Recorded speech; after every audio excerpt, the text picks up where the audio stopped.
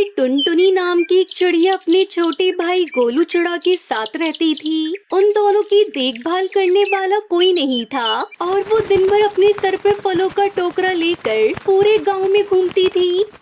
फल ले लो फल, ताजे ताजे मीठे मीठे रसीले फल ले लो। वो फलों को बेचकर उससे मिलने वाले पैसों से अपने घर का खर्च चलाती थी। टुनटुनी मुश्किल हालातों से नहीं घबराती और खूब मेहनत करती थी। वहीं दूसरी तरफ गांव के बाहर जंगल में एक बहुत बड़ा महल था, जहां के राजा हरिया तोता को फल खाने का बड़ा शौक था। वो दूर दूर के जंगलों से अपने लिए फलों को मंगवाते और उन्हें बड़े चाव से खाते थे। राजा हरिया तोता को हर दिन एक नया फल खाना बहुत अच्छा लगता था। एक दिन की बात है, टुनटुनी अपने फलों के टोकरे को लिए जंगल में फल बेच रही थी। फल ले लो फल, ताजा ताजा मीठे मीठे फल ले लो। तभी राजा हरिया तोता को टुनटुनी की आवाज आती है और वो अपने सेवकों से कहते हैं, जरा देख कर आओ, ये कौन है? हम भी तो देखें इसके फल कैसे हैं। जरा मेरे लिए इस चिड़िया से फल खरीद कर लाओ। फिर राजा के सेवक टुनटुनी चिड़िया के पास जाते हैं। हे सुन चिड़िया, हमारे राजा जी ने फल मंगवाए हैं। तेरे फल मीठे तो है ना? अगर तेरे फल मीठे नहीं हुए तो समझ ले तू तो गई जान से। ये सुनकर टुनटुनी चिड़िया ने डरते डरते कहा, मेरे फल बहुत मीठे हैं और मुझे यकीन है राजा जी को ये फल जरूर पसंद आएंगे। फिर सेवक टुनटुनी चिड़िया से फल लेकर राजा हरिया तोता को लाकर दे देता है। राजा हरिया तोता फल खाकर बहुत खुश होते हैं।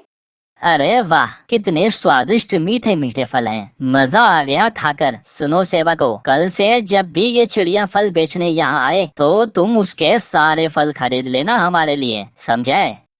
और अब जब भी टुनटुनी महल की तरफ आती तो राजा उसके सारे फलों को खरीद लेते थे और बदले में टुनटुनी को इनाम भी देते थे। इस तरह दिन गुजर रहे थे। राजा हरिया तोता सिर्फ टुनटुनी से ही फलों को खरीदने लगे और इस तरह टुनटुनी को भी खूब पैसे मिल जाते और उसका घर बहुत अच्छा चल रहा था। तभी एक दिन राजा हरिया तोता को पहाड़ों के फलों के बारे में पता चलता है। वो उन फलों को खाने के लिए उत्साहित हो जाते हैं और अपने सेवकों से कहते हैं, सुनो कालू कौवे, मैंने सुना है कि पहाड़ों के फलों का स्वाद बहुत ही अच्छा होता है और वहाँ के फलों की बात ही कुछ और है। हमें वहाँ के फल चाहिए, ये हमारा आदेश है। पर महाराज, पहाड़ों पर जाना असंभव है। वहाँ जो भी गया वो कभी वापस लौट कर नहीं आया। रास्ते में ही शिकारी चील उसे मार देते हैं।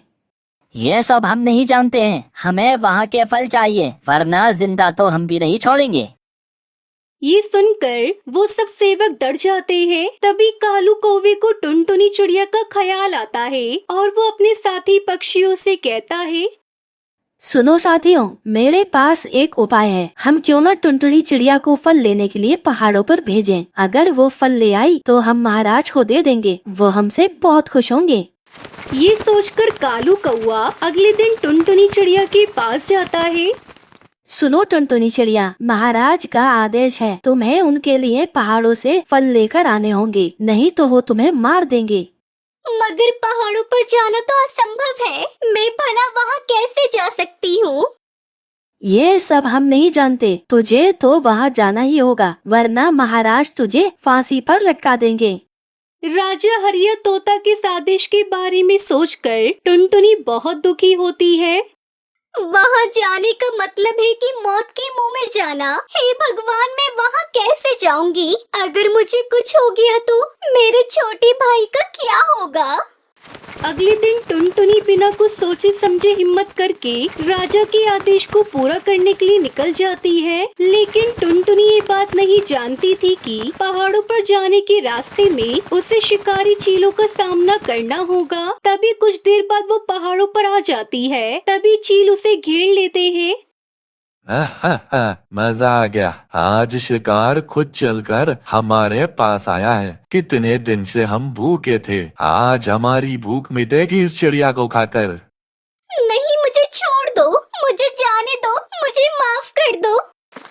जैसे ही वो चील उसे मारने के लिए आगे बढ़ते हैं, तभी अचानक वहाँ एक तेज रोशनी होती है और एक परी आ जाती है। वो अपने जादू से इन चीलों को वहाँ से मारकर भगा देती है और टुनटुनी की जान बचा लेती है। अरे बेटी, तुम यहाँ इस खतरनाक पहाड़ पर क्या कर रही हो? अगर आज मैं यहाँ नहीं आती तो यह चील तुम्हें मारकर खा जाते। टुनटुनी परी को राजा के आदेश के बारे में सब कुछ बता देती है। तभी वो परी टुनटुनी के सामने एक बड़ा सा फलों का घर प्रकट कर देती है और टुनटुनी से कहती है, ये लो जादुई फलों का घर टुनटुनी। इस घर में तुम्हें हर तरह के फल मिलेंगे। तुम्हें फल लेने के लिए यहाँ पहाड़ों पर आना नहीं पड़ेगा।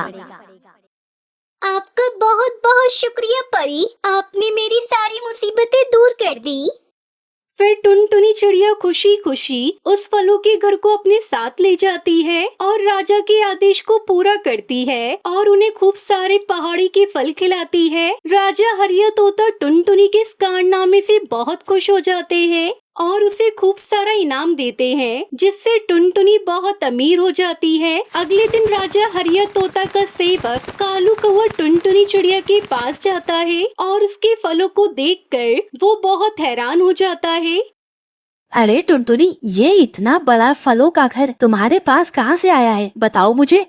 टुनटुनी चिड़िया कालू कौवे को सारी बात बताती है। ये सुनकर कालू कौवे को लालच आ जाता है। अच्छा, ऐसी बात है तो मुझसे बहुत बड़ी गलती हो गई इस चिड़िया को वहाँ भेजकर। चलो, पर कोई नहीं, मैं अपनी गलती सुधार लेता हूँ। अब मैं खुद पहाड़ों पर जाऊँगा। हो सकता है मुझे भी जादुई फलों का घर मिल जाए।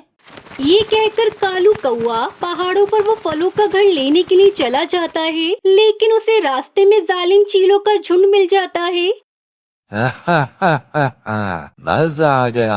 आज तो शिकार खुद चलकर हमारे पास आया है। आज तो दोस्तों दावत है, हमारी दावत। फिर वो शिकारी चील कालू कौवे को मारकर खा जाते हैं और इस तरह कालू ने टुनटुनी के लिए जो गड्ढा खोदा था, लालच के कारण वो खुद ही उसी में गिर जाता है। वहीं टुनटुनी अपने भाई के साथ खुशी खुशी अपने जादुई फलों के घर में रहने लगती है और अपने जादुई फलों को बेचकर वो अपनी जिंदगी गुजारती है।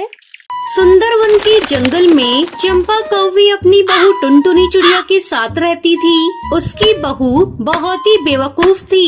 एक दिन चंपा कौवी अपनी बहू टुनटुनी को आवाज लगाती है, बहू, अरे बहू, भोजन ला कर दे, मुझे बहुत जोरों से भूख लगी है। उधर टुनटुनी चिड़िया किचन में कानों में हेडफोन लगाए गाना सुन रही थी। बहुत आवाज लगाने पर भी जब टुनटुनी चिड़िया भोजन लेकर नहीं आती, तब चंपा कौवी उसे देखने के लिए किचन में जाती है। अरे कब से तुझे आवाज लगा रही हूँ और तू है कि सुनती ही नहीं। चंपा कौवी अपनी बहू के कान से हेडफोन निकाल देती है। अपनी सास को सामने देखकर टुनटुनी चिड़िया हड़बड़ा जाती है। क्या हुआ माँ जी? माँ जी की बच्ची, कब से मैं तुझसे खाना मांग रही हूँ, लेकिन तू है कि कानों में हेडफोन लगाए गाने सुन रही है। चल हट, अब मैं अपना भोजन खुद ले लूंगी। चंपा कौवी भोजन लेने के लिए जाती है। अरे ये क्या बहू, तूने तो गैस जलाया ही नहीं, अभी तक खाना भी नहीं पका। सॉरी माँ जी, मैं गैस जलाना भूल गई। चंपा कौवी गुस्से में वहाँ से चली जाती है। इस तरह कुछ दिन बीत जाते हैं। एक दिन सुंदर कौआ कमरे में गंदगी देखकर टुनटुनी पे गुस्सा करने लगता है। ये क्या टुनटुनी, दिन भर घर में रहती हो लेकिन कमरे की सफाई नहीं करती। थक कर घर लौटता हूँ तो चारों तरफ सिर्फ गंदगी ही दिखती है। मेरे लौटने से पहले आज तुम घर की पूरी सफाई कर देना। सुंदर कौवे की गुस्से भरी आवाज को सुनकर चंपा कौवी वहाँ आ जाती है। ऐसा कर बहू, तो सारे कमरे की सफाई कर दे, तब तक मैं भोजन बना देती हूँ। टुनटुनी कमरे में रखे हुए सारे सामान की सफाई करने लगती है। अरे ये तो सुंदर जी का लैपटॉप है, इसे भी साफ कर देती हूँ। लगता है इन्होंने इसे भी साफ करने के लिए छोड़ रखा है। टुनटुनी चिड़िया लैपटॉप को धोने लगती है। उसे ऐसा करता देख उसकी सास चंपा कौवी देख लेती है। अरे बहू, तू ये क्या कर रही है? ये तो सुंदर बेटा का लैपटॉप है, तू इसे क्यों धो रही है? माँ जी ये देखिए, ये बहुत गंदा है और आपने ही तो बोला कि पूरे कमरे की सफाई कर दूं। तुम जैसी बेवकूफ बहू को पाकर मैं धन्य हो गई। तुम्हें कोई काम ठीक से करना नहीं आता। चल हट, मैं इसे साफ करती हूँ। मैंने सारा भोजन बना दिया है, तू ऐसा कर, सुंदर बेटा के लिए थोड़ा सा बैंगन का भरता बना दे। शाम को सुंदर कौआ ऑफिस से घर आता है। सुन बहू, जा किचन में जाकर सुंदर बेटा के लिए भोजन लेकर आ, और मैंने जो तुझे बैंगन का भरता बनाने को बोला था ना, उसे भी लेते आना, मेरे बेटे को बहुत पसंद है। टुनटुनी चिड़िया भोजन लेकर आती है। बहू, मैंने तुझसे बैंगन का भरता लाने को कहा था, वो कहाँ है? अरे माँ जी, ये रहा बैंगन का भरता। क्या ये बैंगन का भरता है? ये तूने कैसे बनाया है? ये बैंगन तो पूरा कच्चा है, तूने इसे पकाया नहीं था क्या? माँ जी, आपने बैंगन पकाने के लिए कहाँ बोला था? हे ऊपर वाले, ये कैसी बेवकूफ बहू मेरे गले में बांध दी तूने। एक दिन चंपा अपने बेटे के साथ शहर गई हुई थी, तभी उसके घर में एक चोर घुस आता है। अरे ओ चिड़िया, चल जल्दी से तिजोरी की चाबी दे, और हाँ, ज्यादा चालाक बनने की कोशिश मत करना, नहीं तो मैं तुझे अभी जान से मार दूंगा। नहीं नहीं भैया, मुझे मत मारना, मुझे अभी और जीना है। मैं अभी तिजोरी की चाबी लेकर आती हूँ। डर के मारे टुनटुनी चिड़िया चाबी लाकर दे देती है। ओ चिड़िया, तू पूरी पागल है, इसलिए बड़ी आसानी से मुझे तिजोरी की चाबी दे दी। चोर कबूतर बड़े आराम से तिजोरी से जेवर और पैसे निकालने लगता है। तभी टुनटुनी एक डंडे से चोर कबूतर के सर पर वार करती है, जिससे वो बेहोश हो जाता है। फिर टुनटुनी चिड़िया उस चोर को रस्सियों से बांध देती है। अगले दिन जब चंपा कौवी अपने बेटे के साथ शहर से वापस आती है तो देखती है कि घर में चोर बंधा हुआ है। बहू, आज तूने मेरे घर को लुटने से बचा लिया, तू बहुत अच्छी है बहू। मैंने तुझे अनाड़ी समझा, लेकिन तू तो पक्की खिलाड़ा निकली। फिर सुंदर कौआ उस चोर को पुलिस के हवाले कर देता है और सभी खुशी खुशी रहने लगते हैं।